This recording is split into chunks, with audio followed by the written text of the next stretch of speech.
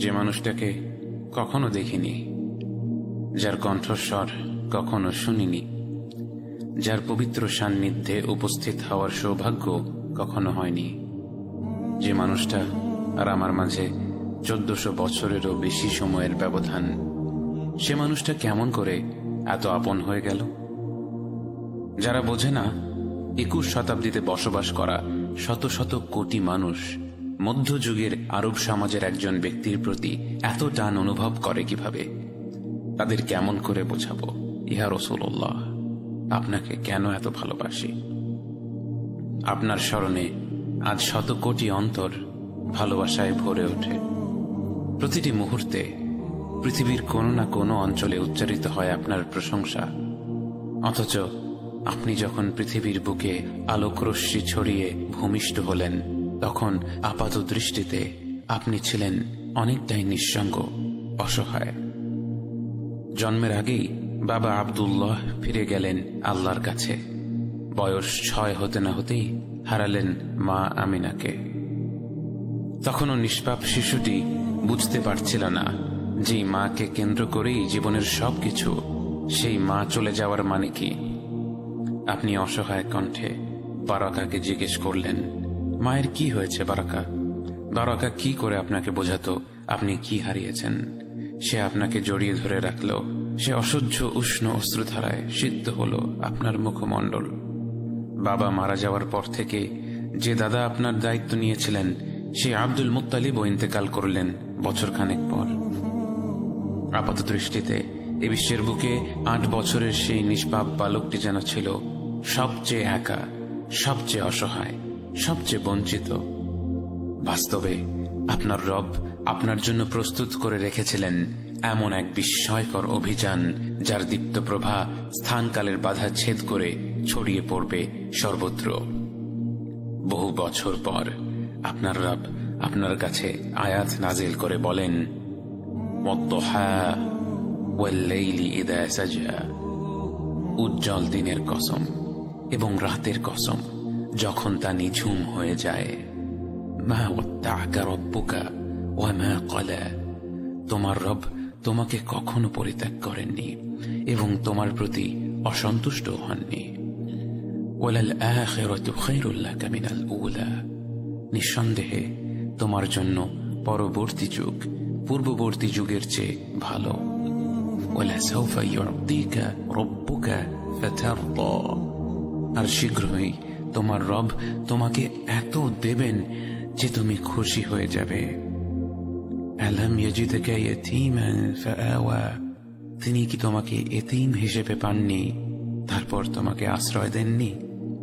ওয়াওয়াজাদাকা দাল্লান ফাহাদা, তিনি তোমাকে পথ না পাওয়া অবস্থায় পান, তারপর তিনি পথ দেখান। ওয়াওয়াজাদাকা আইলান ফাআগনা, তিনি তোমাকে নিঃস্ব অবস্থায় পান, তারপর তোমাকে ধনী করেন। فأما اليتيم فلا تقهر وأما السائل فلا تنهر وأما بنعمة ربك فحدث, কাজেই এতিমের প্রতি কঠোর হয়ো না, সাহায্য প্রার্থনাকারীকে তিরস্কার করো না, আর নিজের রবের নিয়ামত প্রকাশ করো। আপনার রব আপনাকে এই পৃথিবীর বুকে একাকী করে দিয়েছিলেন যেন তিনি, একমাত্র তিনি, তার পবিত্র ভালোবাসা আর মমতায় আপনাকে লালন পালন করতে পারেন। এবং কি অপূর্ব সেই ভালোবাসা, কি অপরূপ সেই প্রতিপালন! মহান আল্লাহর বিশেষ রহমতের ছায়াতলে বেড়ে ওঠা আপনি তাই কখনো শিরকের ধোঁকার শিকার হননি। তারুণ্যের সেই যাযাবর সময়টাতেও আপনি ছিলেন সব ধরনের অপকর্মের ঊর্ধ্বে। আপনার চরিত্রে সবাই এতটাই মুগ্ধ ছিল, আপনার বিশ্বস্ততায় সবার এত আস্থা ছিল যে তারা আপনাকে নাম ধরে না ডেকে ডাকতে লাগলো আল আমিন, বিশ্বস্ত ব্যক্তি। বহু বছর পর যখন আপনি সত্যের পথে আহ্বান করা শুরু করে দিয়েছিলেন এবং আপনার বিরোধিতা করা মানুষের অভাব ছিল না, এমনকি তারা আপনাকে হত্যা করার পরিকল্পনা করছিল, সেই পরিকল্পনাকারীদের ধন সম্পদও আপনারই ঘরে ছিল।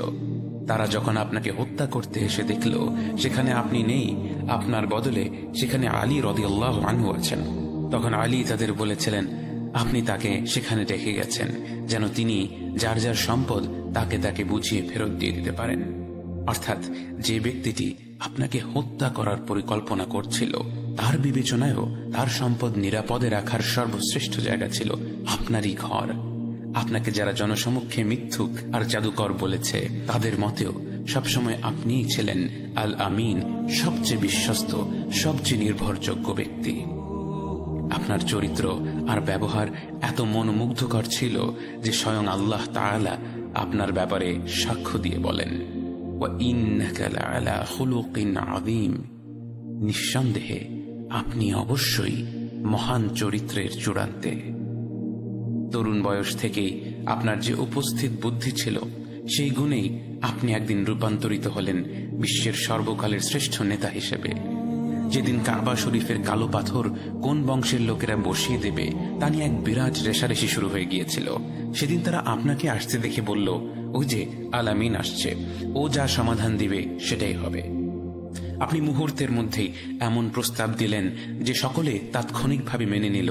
একটি বড় কাপড়ের মাঝখানে কালো পাথরটি রেখে সেই কাপড়টির বিভিন্ন প্রান্তে প্রতিটি বংশের একজন প্রতিনিধি শক্ত করে ধরে রাখল এবং সবাই মিলে পাথরটিকে কাবার একেবারে কাছে নিয়ে গেল এবং পরিশেষে সবার নির্বাচিত প্রতিনিধি হিসেবে কাপড় থেকে পাথরটি তুলে আপনি নিজ হাতে কাবার সেই গর্তে বসিয়ে দিলেন।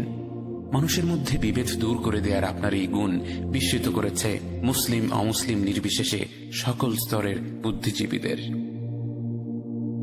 আপনাকে কেউ কিভাবে না ভালোবাসবে ইয়া রাসূলুল্লাহ। আপনার মুখে যে সবসময় ছিল এক মন ভোলানো হাসি। আপনি যার সাথেই কথা বলতেন তাকে উপহার দিতেন আপনার সেই অপরূপ হাসি মুখ। আপনি কখনো মুখ খুলে হো হো করে হেসে উঠতেন না, কিন্তু আপনার মুখের মার্জিত সুমধুর সেই হাসিটি ছিল সদা বিরাজমান।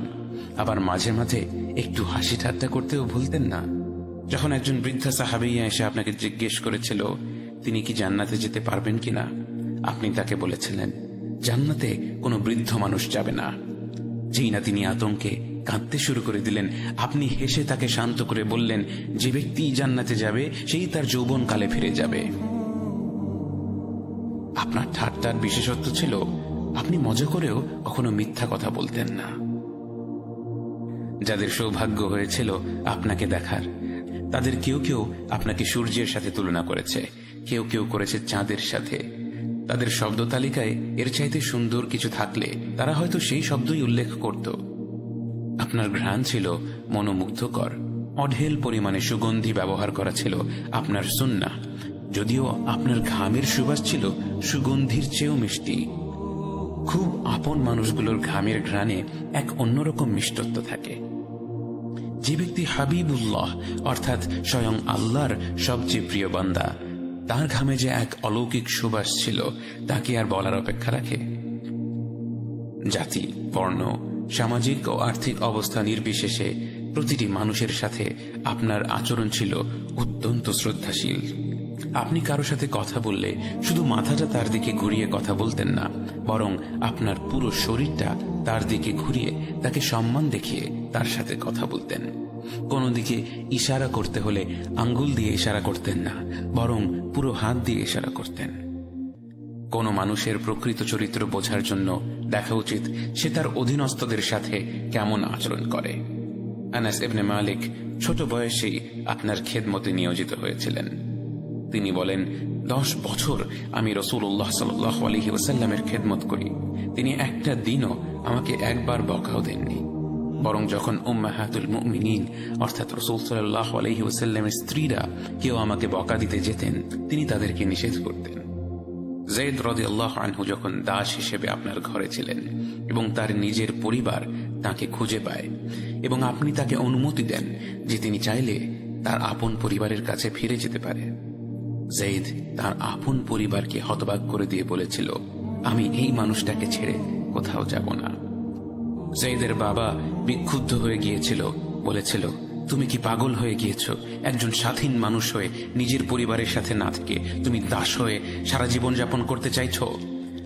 যায়েদ বলেছিল, এই মানুষটার মাঝে আমি এমন কিছু দেখেছি যে আমি আর কাউকে তার উপর প্রাধান্য দিতে পারবো না। ঘরের বাইরে আপনার ব্যবহার যতটা মুগ্ধকর ছিল, ঘরের ভেতরেও আপনি ছিলেন ততটাই ধৈর্যশীল ও শ্রদ্ধাশীল।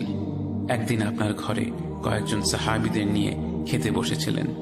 ওদিকে মা আয়েশা রাদিয়াল্লাহু আনহা একটি বিষয় নিয়ে খুব রেগে গিয়েছিলেন। রাগের মাথায় তিনি সবার সামনেই সজোরে একটি বাটি মাটিতে ছুঁড়ে মারলেন। বাটিটি ভেঙে 2 টুকরো হয়ে গেল।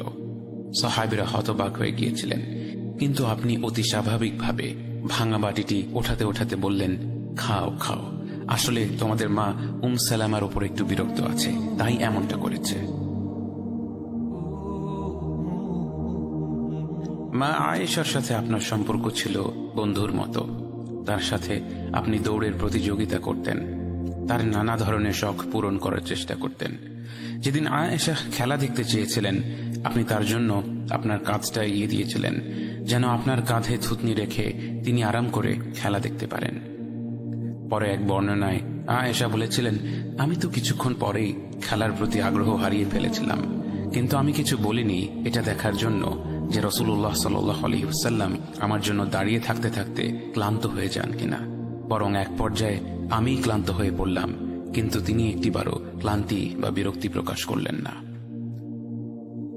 আপনার জীবদ্দশায় আল্লাহর হুকুমে আপনি কয়েকবার বিয়ে করেন, কিন্তু আপনার অন্যান্য স্ত্রীদের ব্যাপারে মা আয়েশা যতটা ঈর্ষাবোধ করতেন, তার চেয়ে বহু গুণে বেশি ঈর্ষাবোধ করতেন আপনার প্রয়াত স্ত্রী, আপনার প্রথম ভালোবাসা খাদিজা রাদিয়াল্লাহু আনহার ব্যাপারে। তিনি মৃত্যুবরণ করার পরেও আপনি খাদিজার সাথীদের সম্মান দেখাতেন। কখনো কোনো পশু জবাই করা হলে তাদের ঘরে পাঠাতে ভুলতেন না। জীবনের শেষ পর্যন্ত তাদের সম্মান দেখানোর মাধ্যমে আপনি আপনার প্রথম ভালোবাসার মানুষটাকে সম্মান দেখিয়ে গিয়েছেন। জীবনের সবচেয়ে কঠিন সময়ে যে মানুষটা ছিল আপনার সবচেয়ে বড় আশ্রয়, যখন পৃথিবীর বুকে কেউ আপনাকে বিশ্বাস করেনি, এমনকি আপনি নিজেও সন্দেহ করছিলেন যে আপনি পাগল হয়ে গিয়েছেন কিনা, সেই মুহূর্তে যে মানুষটা নির্দ্বিধায় আপনাকে বিশ্বাস করেছিল, আপনার মাঝে আত্মবিশ্বাস জুগিয়েছিল, যে মানুষটার মর্যাদা এত বেশি যে স্বয়ং আল্লাহ ও তার ফেরেশতা জিবরাইল আলাইহিস সালাম তাকে সালাম দিয়েছিলেন, সেই খাদিজা রাদিয়াল্লাহু আনহার ব্যাপারে আপনি বলেছিলেন, ইন্নী কদ রুজিকতু হুব্বাহা, তার প্রতি ভালোবাসার রিজক আমার অন্তরে গেঁথে দেওয়া হয়েছে। বাবা হিসেবে আপনি ছিলেন পৃথিবীর সকল বাবাদের জন্য এক উদাহরণ। আপনার আদরের ফাতেমা আপনার ঘরে এলে আপনি দাঁড়িয়ে তাকে স্বাগত জানাতেন, তার কপালে চুমু খেয়ে তাকে পাশে বসিয়ে গল্প করতেন। যখন আপনি শুনলেন ফাতেমার ঘরের কাজ করতে খুব কষ্ট হচ্ছিল এবং তিনি আপনার কাছে অনুরোধ করেছিলেন সম্ভব হলে একজন সেবিকা জোগাড় করে দিতে, সৃষ্ট জগতের শ্রেষ্ঠ সৃষ্টি যার একটি ইশারায় ফেরেশতারা নেমে আসতো তার সব চাহিদা পূরণ করবার জন্য, যার একটি উচ্চারণে শত শত সাহাবী তাদের জান দিয়ে দিতে প্রস্তুত ছিল, সেই আপনি বাবা হিসেবে আপনার সন্তানকে বললেন, তুমি আমার কাছে যা চেয়েছ আমি কি তোমাকে এর চাইতেও উত্তম কিছু দিতে পারি? তাহলে রাতে শুতে যাবার আগে 33 বার আলহামদুলিল্লাহ, 33 বার সুবহানাল্লাহ ও 34 বার আল্লাহু আকবার পড়ে শুয়ে পড়বে। দুনিয়ার ব্যাপারে আপনি ছিলেন সদা উদাসীন। দুনিয়ার মোহ কখনো আপনাকে আকৃষ্ট করতে পারেনি। আপনি যখন খেজুর গাছের ডাল দিয়ে তৈরি মাদুরে শুয়েছিলেন, আপনার পিঠে এর ছাপ পড়ে গিয়েছিল। ওমর রাদিয়াল্লাহু আনহু আপনার পিঠে শক্ত মাদুরের ছাপ দেখে কান্না ধরে রাখতে পারলেন না। প্রিয় সাহাবীকে কাঁদতে দেখে আপনি জিজ্ঞেস করেছিলেন, কাঁদছ কেন ওমর? তিনি বললেন, ইয়া রাসূলুল্লাহ, আমরা কিভাবে আপনাকে এভাবে জীবনযাপন করতে দিই যখন রোমান ও পারস্য সাম্রাজ্যের রাজারা কত আরামায় এসে থাকে? ইয়া রাসূলুল্লাহ, আপনার তো নিশ্চয়ই এর চেয়ে ভালো কিছু প্রাপ্য। আপনি ওমরকে সান্ত্বনা দিয়ে বললেন, ওমর, তুমি কি এটা জেনে খুশি নাও যে তাদের আছে দুনিয়া আর আমাদের আছে আখিরাহ? যেদিন প্রচন্ড ক্ষুধার তাড়নায় আবু বকর বেরিয়ে পড়েছিলেন, পেটে সারাদিন এক ফোঁটাও খাবার পড়েনি, তাই পেটে পাথর বেঁধে রেখেছিলেন, পেটটাকে চাপিয়ে রাখলে যদি ক্ষুধার অনুভূতি কিছুটা কম হয়। হাঁটতে হাঁটতে তখন তার দেখা হলো ওমরের সাথে, এবং ওমরেরও ছিল একই অবস্থা। পেটে সারাদিন এক ফোঁটাও খাবার পড়েনি, তাই পেটে পাথর বেঁধে রেখেছিলেন। তারা দুজন কিছু দূর হাঁটতে হাঁটতে যখন আপনার দেখা পেল, তারা দেখল আপনার পেটে তিনটা পাথর বাঁধা, কারণ পৃথিবীর শ্রেষ্ঠ মানব, আল্লাহর সবচেয়ে প্রিয় বান্দা গত 3 দিন ধরে না খেয়ে আছেন। অথচ আপনার মুখে এক মুহূর্তের জন্যও কোনো অভিযোগ ছিল না। যদি কখনো কোনো খাবার আপনার পছন্দ হতো, আপনি তার প্রশংসা করতেন। পছন্দ না হলে সে খাবারটা আর নিতেন না। কখনো রান্না নিয়ে সমালোচনা করতেন না। ভালো খাবার থাকলে আল্লাহর প্রতি কৃতজ্ঞতা প্রকাশ করে সেটা খেয়ে নিতেন। খাবার দাবার না থাকলে হাসি মুখে বলতেন, তাহলে আমি রোজা। তায়েফবাসীরা যখন আপনার আহ্বান প্রত্যাখ্যান করে, পাথর মেরে আপনাকে এমনভাবে রক্তাক্ত করে ফেলে যে আপনার জুতোর সাথে পা আঠার মতো লেগে থাকে, আপনি প্রায় অবচেতন হয়ে যান। জ্ঞান ফিরে পেয়ে আপনি আল্লাহর কাছে হাত তুলে কোনো অভিশাপের দোয়া না করে আপনি বললেন, আল্লাহ, তুমি যদি আমার উপর রাগ না করে থাকো, তাহলে এসবের কোনো কিছুই আমি পরোয়া করি না। আপনি আল্লাহর পরিপূর্ণ রহমত এবং ক্ষমা লাভ করে ফেলেছেন, তা জানা সত্ত্বেও আপনি রাত জেগে নামাজ পড়তেন। এত দীর্ঘ সময় ধরে নামাজ পড়তেন যে আপনার পা ফুলে যেত। মা আয়েশা রাদিয়াল্লাহু আনহা যখন জিজ্ঞেস করলেন, আপনি কেন এত কষ্ট করেন যখন আপনার এমন কোনো ভুল ত্রুটি নেই যা আল্লাহ ক্ষমা করেননি? আপনি বললেন, আফালা আকুনা আবদান শাকুরা, আমি কি কৃতজ্ঞ বান্দা হব না? আপনাকে কি করে ভালো না বাসি ইয়া রাসূলুল্লাহ, যখন আপনি আমাকে ভালোবেসেছেন সেই 1400 বছর আগে, যখন আপনি আমাকে মিস করতেন, আশা করতেন যেন আমার সাথে দেখা করতে পারেন, অথচ তখনও আমি জন্মই হইনি। সেদিন সাহাবীরা আপনার চোখে পানি দেখে বলল, ইয়া রাসূলুল্লাহ, আপনি কাঁদছেন কেন? আপনি বললেন, আমার ভাইদের খুব দেখতে ইচ্ছা করছে।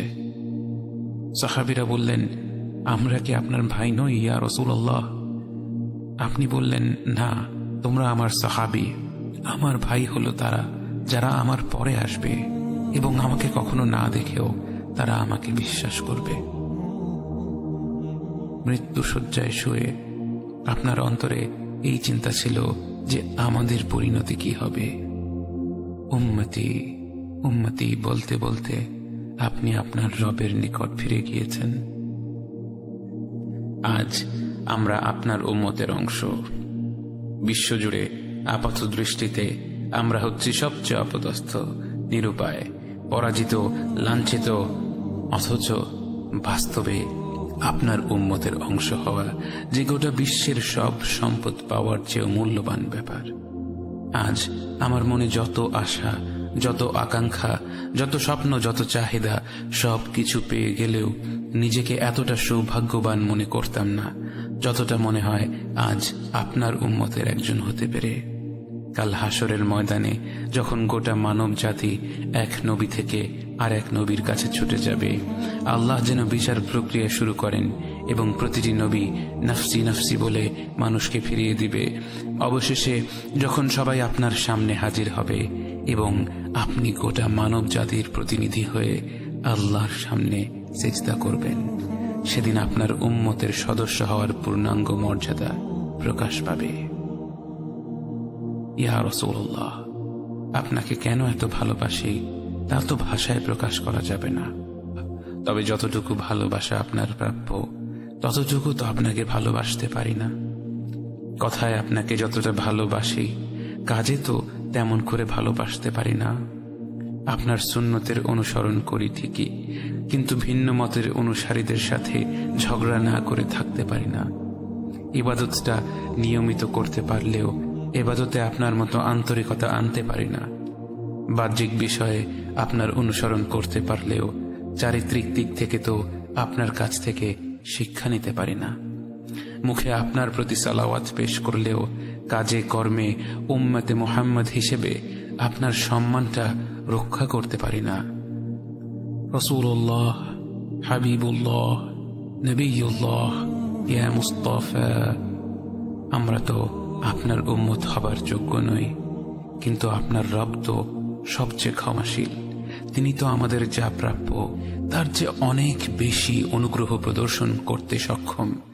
আপনি আমাদের যতটুকু ভালোবেসেছেন তিনি তো আমাদের এর চাইতেও বেশি ভালোবাসেন। আমরা আমাদের ভুল ত্রুটি সম্পর্কে যতটুকু অবগত, তিনি তো তার চাইতেও বেশি অবগত। আমাদের রবের অনুগ্রহের দিকে তাকিয়ে অন্তরে আপনার প্রতি যতটুকু ভালোবাসা রয়েছে, সেই ভালোবাসার দিকে তাকিয়ে আজ বুকে আশা বেঁধে রই, খুব শীঘ্রই আপনার দেখা পাবো ইয়া নবী আল্লাহ। খুব শীঘ্রই হাউদে কাউসারের পাড়ে আপনার হাতে তৃষ্ণা মেটাবো ইয়া হাবিব আল্লাহ। জান্নাতের নির্মল বাগানে অনন্তকালের যাত্রায় আপনার সঙ্গী হয়ে ঘুরে বেড়াবো ইয়া রাসূলুল্লাহ সাল্লাল্লাহু আলাইহি ওয়াসাল্লাম। লা ইলাহা ইল্লাল্লাহ মুহাম্মাদুর রাসূলুল্লাহ আলাইহি সালাতুল্লাহ ওয়া আলিহি ওয়াল আহিব্বা। Your mercy like the sun and be gracious as the earth.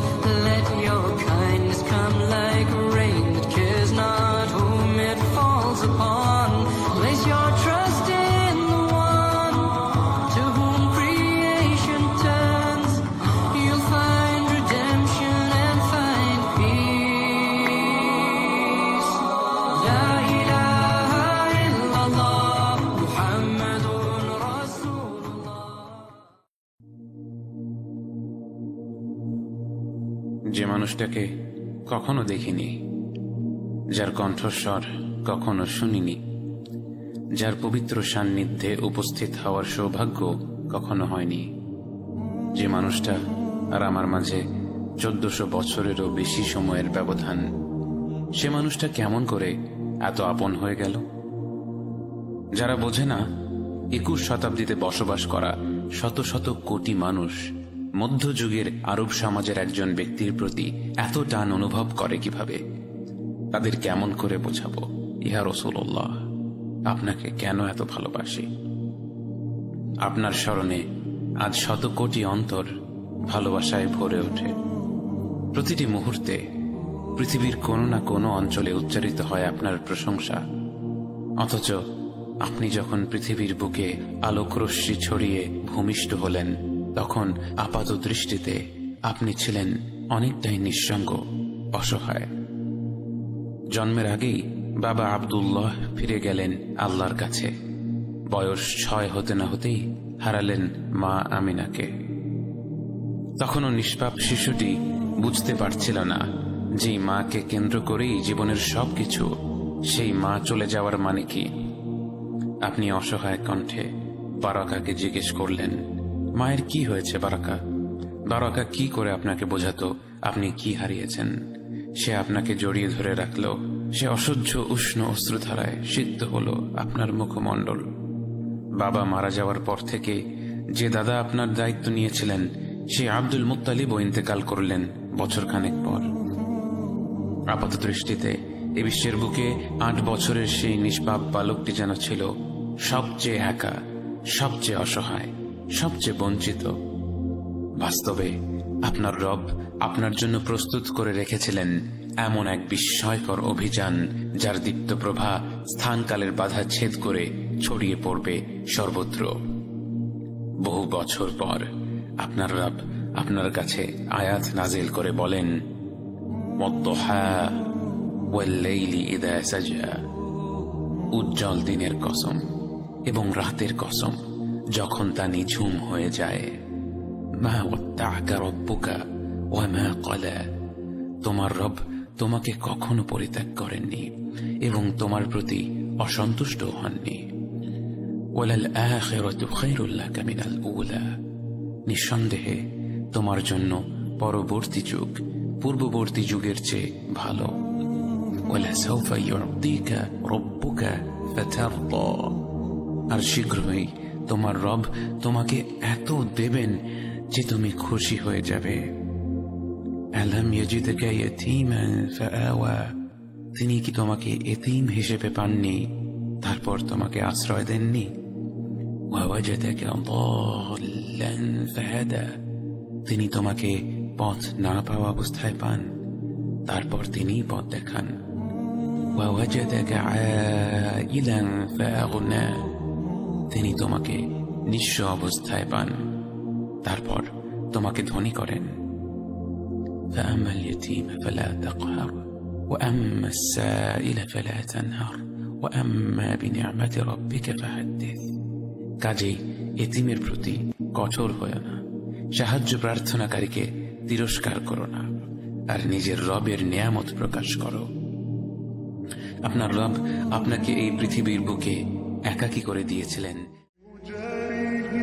قلدت ظاهر ما فيهم فبدوت شخصا آخر كي أتفاخر وظننت أنا أني بذلك حزت غنى فوجدت أني خاسر فتلك مظاهر لا لا لا نحتاج المال كي نزداد جمالا جوهرنا هنا في القلب تلالا لا نرضي الناس يجاريهم قلدت ظاهر ما فيهم فبدوت شخصا آخر كي أتفاخر وظننت أنا أني بذلك حزت غنى فوجدت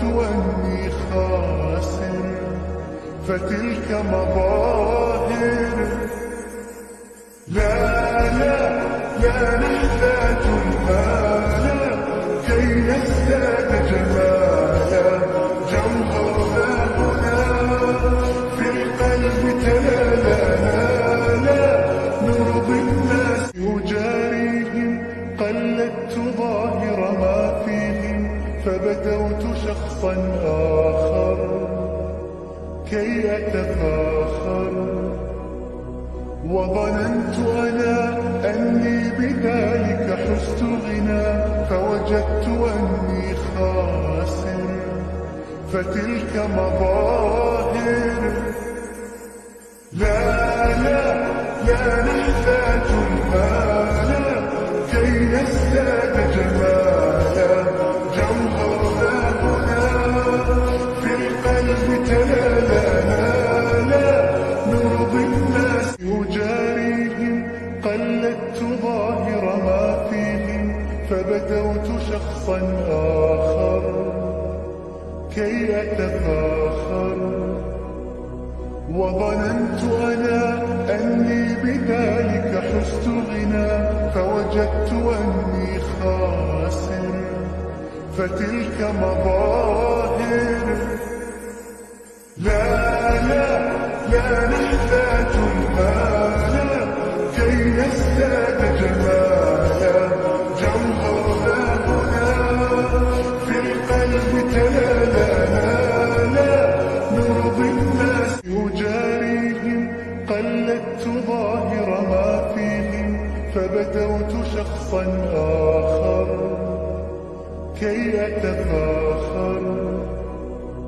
وظننت أنا أني بذلك حزت غنى فوجدت أني خاسر فتلك مظاهر لا لا لا نحتاج المال كي نزداد جمالا جوهرنا هنا في القلب تلالا لا نرضي الناس يجاريهم قلدت ظاهر ما فيهم فبدوت شخصا آخر كي أتفاخر وظننت أنا أني بذلك حزت غنى فوجدت أني خاسر فتلك مظاهر لا لا لا نحتاج